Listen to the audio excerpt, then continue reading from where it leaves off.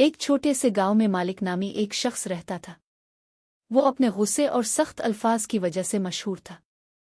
एक दिन जब वो अपने खेत में काम कर रहा था, एक छोटा लड़का गलती से इसकी फसलों पर पांव रख बैठा।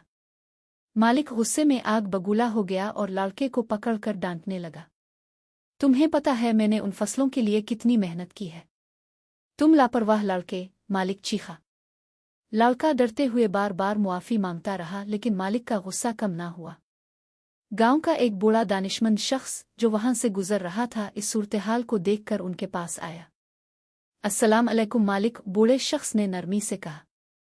क्या हमें सिखाया गया है कि हम उनके साथ ऐसा सलूक करें जो गलतियां करें? मालिक, जो अभी तक गुस्से में था, जवाब दिया, इस लड़के ने मेरी फसलें तबाह कर दे। इसे सजा मिलनी चाहिए। बूढ़े शख्स ने मुस्कुराते हुए कहा, क्या तुम्हें नबी करीम और ताइफ के लोगों का वाकया याद है? मालिक का गुस्सा थोड़ा कम हुआ। इसे वो वाकया याद था, लेकिन वो खामोश रहा। बूढ़ा शख्स बात जारी रखते हुए कहने लगा, जब ताइफ के लोगों ने नबी करीम पर पत्थर बरसाए और उन्हें जख्मी कर दिया, तो हजरत जबरन आए और पूछा कि क्या उन्हें सजा दी जाए। लेकिन हमारे नबी ने क्या किया? उन्होंने अपने हाथ उठाकर उनके लिए हिदायत की दुआ की। उन्होंने उन्हें मुआफ कर दिया, हालांकि उन्होंने बहुत तकलीफ पहुंचाई थी। मालिक को शर्मिंदगी महसूस हुई। इसे एहसास हुआ कि अगर नबी करीम उन लोगों को मुआफ कर सकते हैं जिन्होंने उनके साथ इतना बुरा सलूक किया, तो वो भी एक मासूम लड़के को मुआफ कर सकता है जिससे गलती हुई। गहरी सांस लेते हुए मालिक ने लड़के को छोड़ दिया। मैं तुम्हें मुआफ करता हूँ, इसने आहिस्ता से कहा। अल्लाह हमें सब्र और समझ अता फरमाए।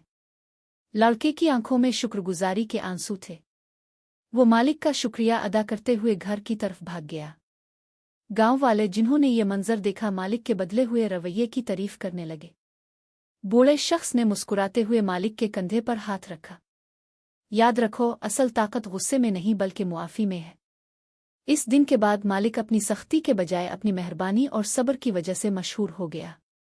इसने सीखा कि मुआफ करना कमजोरी नहीं बल्कि सबसे मजबूत अमल है।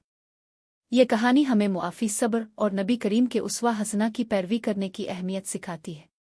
और जो मुआफ कर दे और इस्लाह करे तो इसका अजर अल्लाह के ज़िम्मे है। सूरा अल-शुरा 42-40।